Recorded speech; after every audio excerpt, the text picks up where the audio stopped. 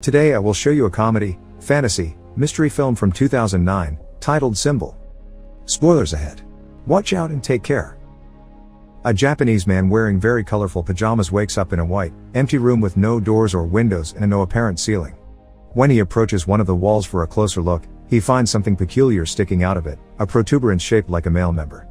After poking it a couple of times, he presses the tip, which causes hundreds of giggling baby angels to come out of the floor and walls, staying there only for a couple of seconds before they go back the way they come. One thing they leave behind, however, now all their members are sticking out of the wall and floor.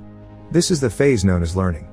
As he sniffs the finger he used to touch the weirdly shaped button, the man screams in fear, followed by crying out and begging for help from whoever may be around, to no avail. He decides to start pressing the various buttons to see what happens, and every time he does, a different random object falls into the room, from a small toothbrush to a big vase. By pressing the same button again, he is given the same object, and that's how his testing of this concept on one particular button gives him a big pile of chopsticks. His amusement is short-lived, however, when he presses the button next to the chopstick one and a small cart comes out of the wall and hits him on the legs. The next button he presses after crying out in pain transforms into a butt, which passes gas on his face. Hours later, the man has accumulated a huge variety of random objects in the room, and when he throws the ball at the wall, it presses a button that gives him sushi.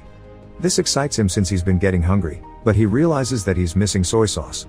He asks his captors for it, but as always, he gets no answer, so he repeatedly presses one of the buttons until he has a bunch of sushi in front of him but still no sauce.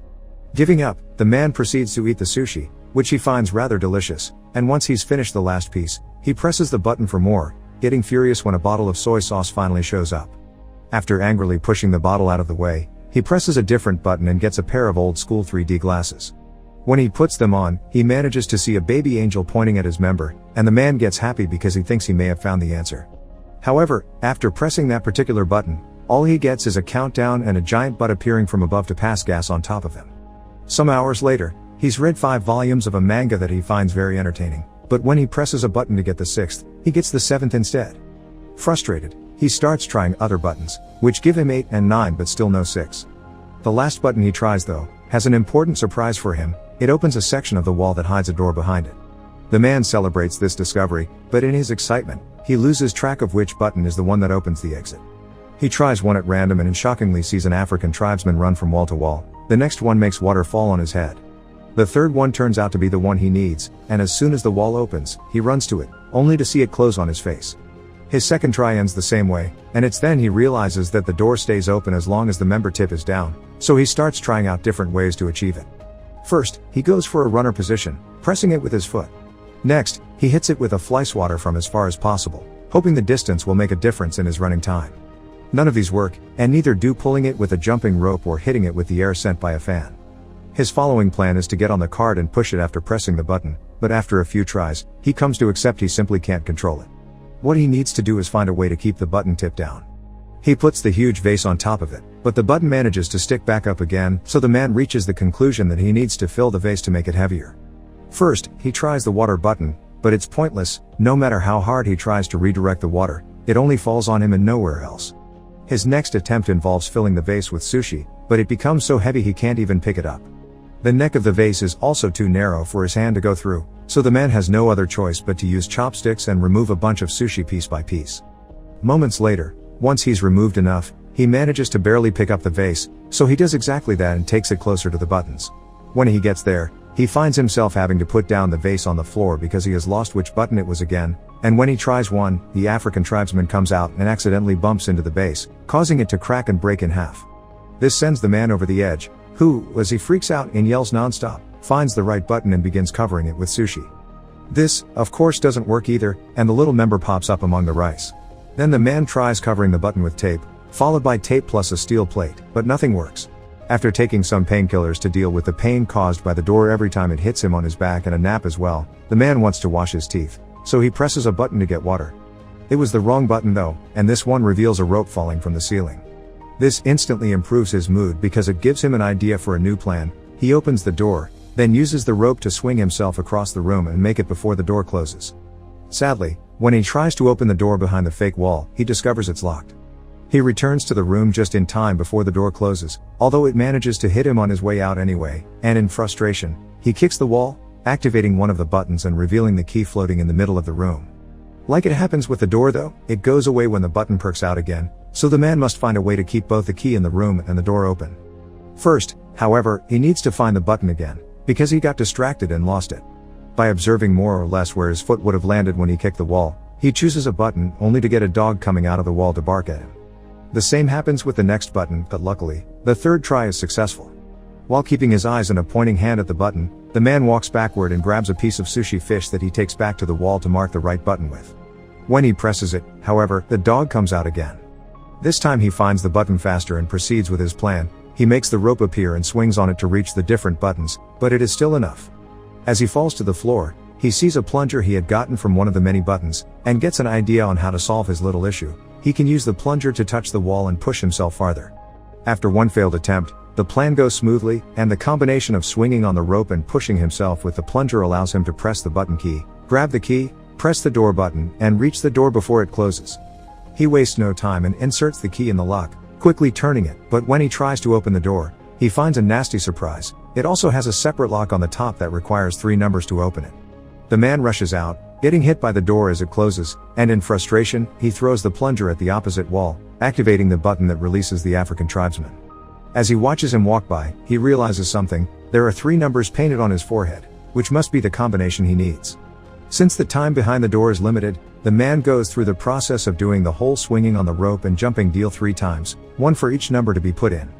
The third time, he stays there and opens the door, which is a bit stuck and he has to push extra hard to open it. When he finally manages to do so, the piece of wall behind him closes, leaving him trapped and without enough room to finish opening the door. Devastated, the man sits on the floor and starts crying, remembering all the fun he had with the objects he had gotten from the buttons. He had been locked there too, but at least he had room to move and entertainment, and now he realizes he didn't appreciate what he had while he could. Suddenly, he feels a breeze on his face coming from the left wall. As soon as he touches it, he finds a crack that indicates it's a fake. He wastes no time and pushes the panel open before running out of there, soon reaching a mysterious hallway floating in a pitch-black area. It feels like he spends an eternity running towards an exit, and when he finally makes it to a room, his hair is longer and the colors of his pajama have faded. This room is also empty and the door he uses closes as soon as he enters, but instead of baby angels, here there are adult ones, who also disappear into the wall and only leave out their members to be used as buttons. This is the phase known as practice. Meanwhile, in a city in Mexico, little Antonio's family is worried because the father, a wrestler known as Escargot Man, is behaving more taciturnly than usual. His wife thinks it may be because this next opponent is much younger than him, but the grandfather points out that what matters is experience, not youth. Escargot Man is picked up by his daughter's sister Karen on her truck and she drives him to the wrestling ring so he can start getting ready early, which includes changing clothes and praying to the Virgin. At school, Antonio is being bullied by his classmates for betting on Escargot Man, calling him a weak loser. As the time for the match to start approaches, Sister Karen takes her van again and picks up Antonio and their grandfather to take them to see Escargot Man in action. Karen doesn't stay though, and Antonio and his grandfather find some of the last seats for themselves right before the show begins. The first team that enters the ring are the Northern Tough Ones, formed by Super Demon and Tequila Joe. Then Escargot Man and his partner Silver Eagle come in under the team name Kiss Me A Lot. Silver Eagle is the first one to fight for his team with a brilliant beginning, but he's soon overpowered when the Northern Tough Ones fight him together instead of one-on-one. They keep gesturing at Escargot Man, asking him to join the fight, but he refuses to do so until Silver Eagle pulls a trick to make Super Demon and Tequila Joe hit each other, allowing him to escape. Escargot Man is quickly overpowered as well. But just when his opponent is about to hit him with a chair, the man in the mysterious room presses a member button and causes Escargot Man to magically extend his neck and knock out both opponents with a hit of his head. In the room, nothing happens, which calls the man's attention, so he keeps pressing the same button, causing Escargot Man to knock out Silver Eagle, the referee, Antonio, and even the bell. Seeing no results, the man starts trying out different buttons. One causes the singer of a metal band to breathe fire above his audience during a concert in Los Angeles. The other makes a Russian magician fail his trick when he tries to make his assistant disappear, and the third one makes a man in China bark at his own dogs. The man is about to give up when he sees some light coming from above and notices that unlike the last room, here there is no ceiling and he can see the angels flying around in the distance. He decides to try something completely new this time. Instead of pressing the member buttons, he will use them to climb the walls. It works, and every time he grabs a button with his hands or steps on them with his feet, something amazing on earth happens, from flowers blossoming to an elephant dying. The highest he goes, the more complex the effects become. It's not only nature anymore, there is also humanity and both the little and the big things, like a toaster and landing on the moon. By the time he makes it to the top, both the man's hair and beard had grown long, and he doesn't need to hold on to the wall anymore.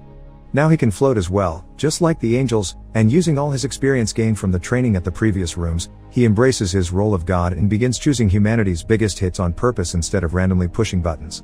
By the time he's done, he's surrounded by feathers instead of walls, and he enters a glowing portal that takes him to the last room. This one has the continents on its walls and a huge member button that the man is about to press. This is the phase known as future. Make sure to subscribe and turn on notifications so you can watch more videos like this. Thanks for watching.